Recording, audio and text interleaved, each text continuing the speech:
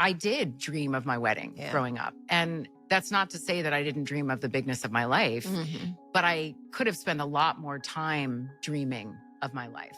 And, you know, as much as grief does surface for me around not having children and not having a partner, I still wouldn't want the wrong partner. That's a great point for people to at hear. all. I'm not interested in that. You have to make my life better. It can't just be, you know, I'm in a relationship to be in a relationship. So even though the grief does emerge and that comes and I hold that, I think of what I've done. And I think of, I woke up every morning trying to do my best.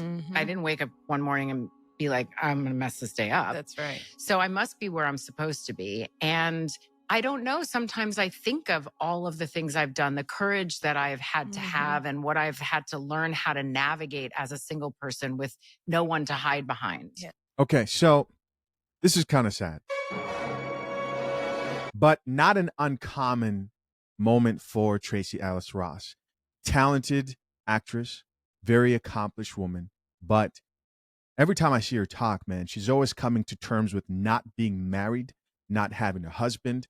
Now we know these are, you know, this is a panel of liberal people who are not going to use the term husband because they're not going to give you the satisfaction.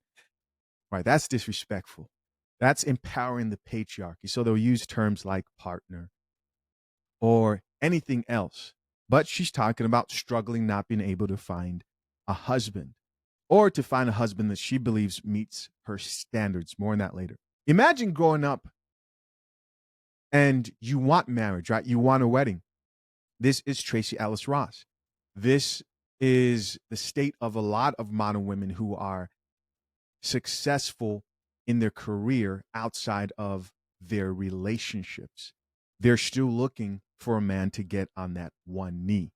And Tracy Ellis Ross is kind of like a mascot, right? Like an archetype of a type of woman, usually the boss babe type. And this isn't the gold digger, Brittany Renner. You know, that's something that's a lot different. You guys know what I'm talking about? Like this is the accomplished corporate, or maybe a woman who was just really focused on her career in any field and realized in no time that, hey, I think I might have missed the opportunity to capitalize on the type of man who I wanted to marry because now I've outpriced myself out of the dating market.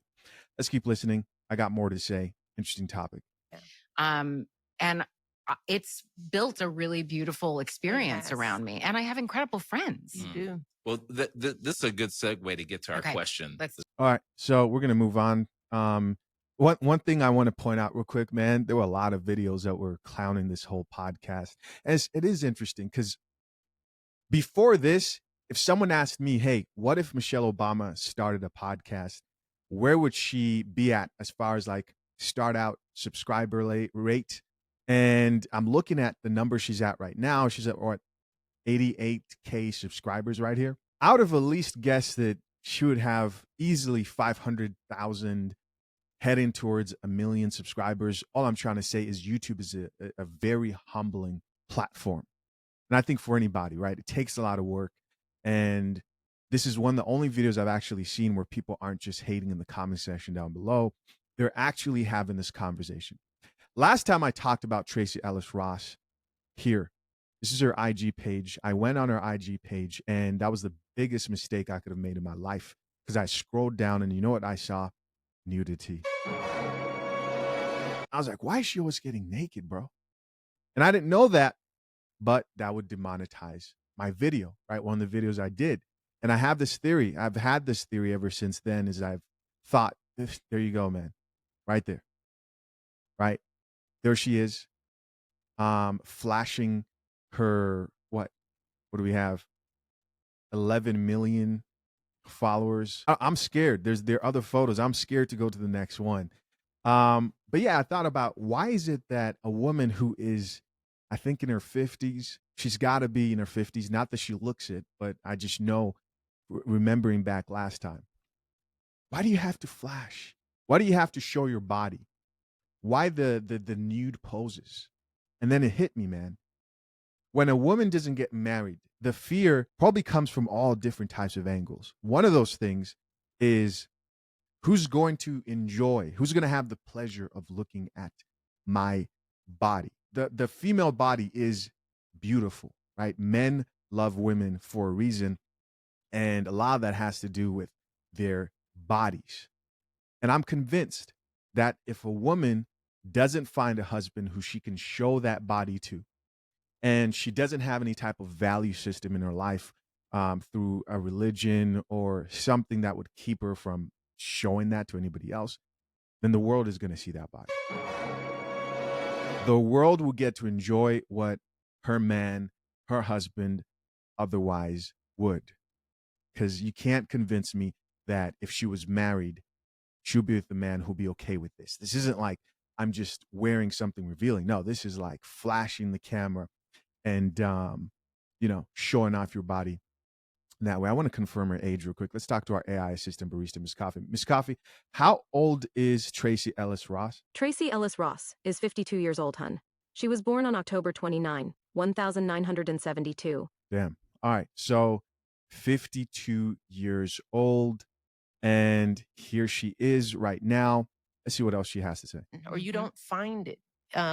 There's so many ways to be happy, and it doesn't just look like marriage, 2 kids, and a house.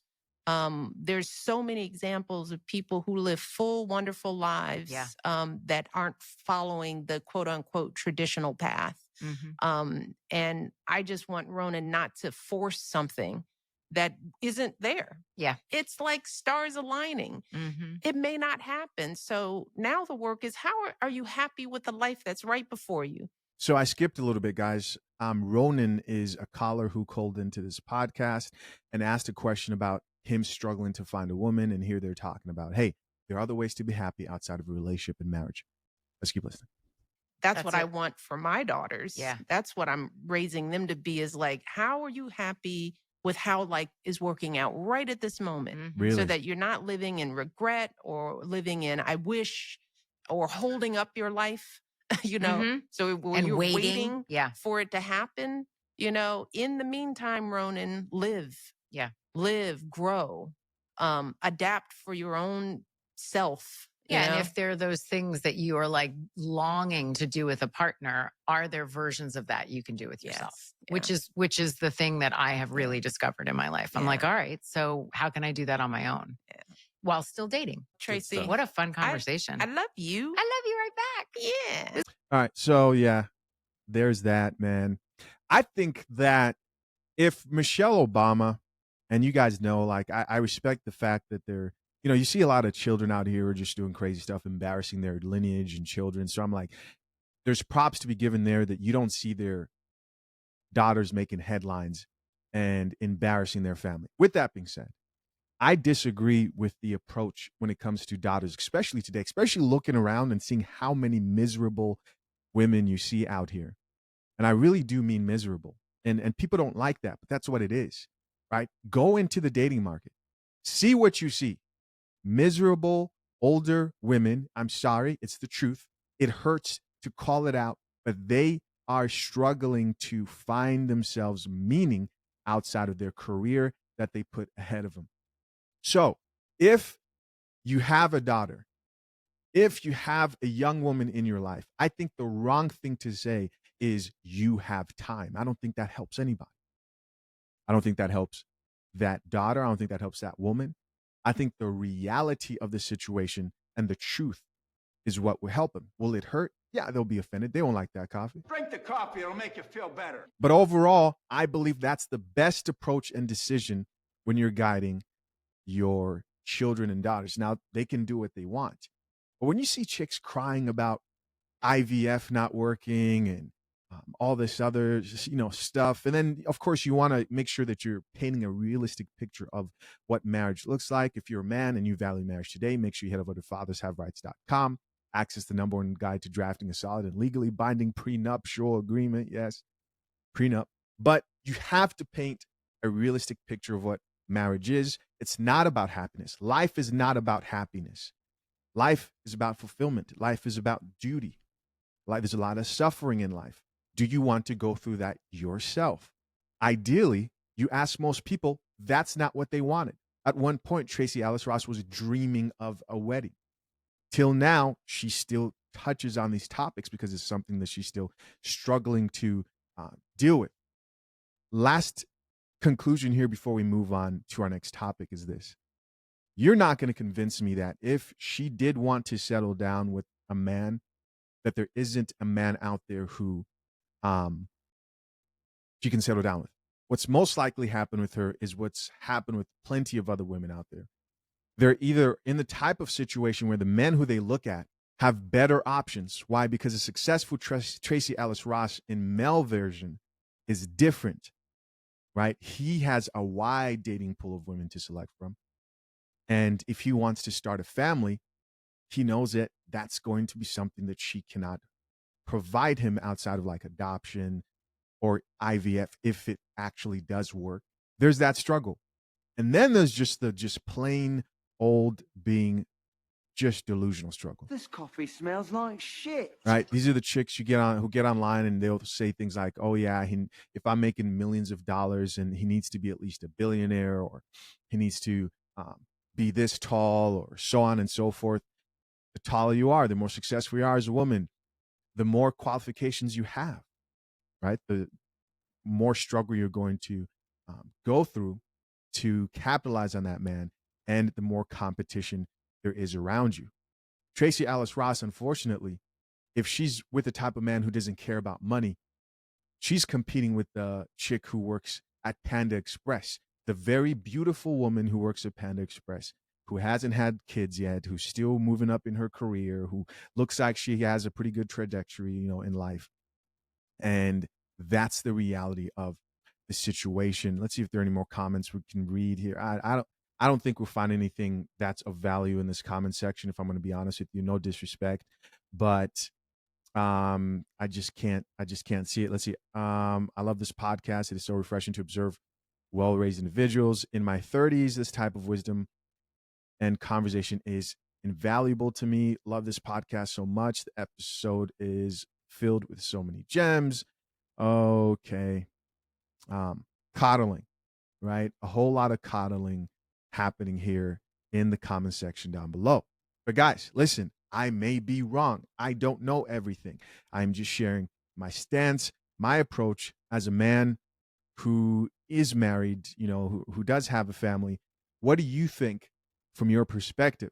If you had a daughter, if you had a young niece or a woman who wanted what Tracy Ellis Ross wanted, if she dreamt of a wedding, would you tell her, take your time, don't rush? I'm not saying you should rush. I'm just saying that I don't think is the correct message for this time and day, because I think too many people take their current dating situation a little bit too lax.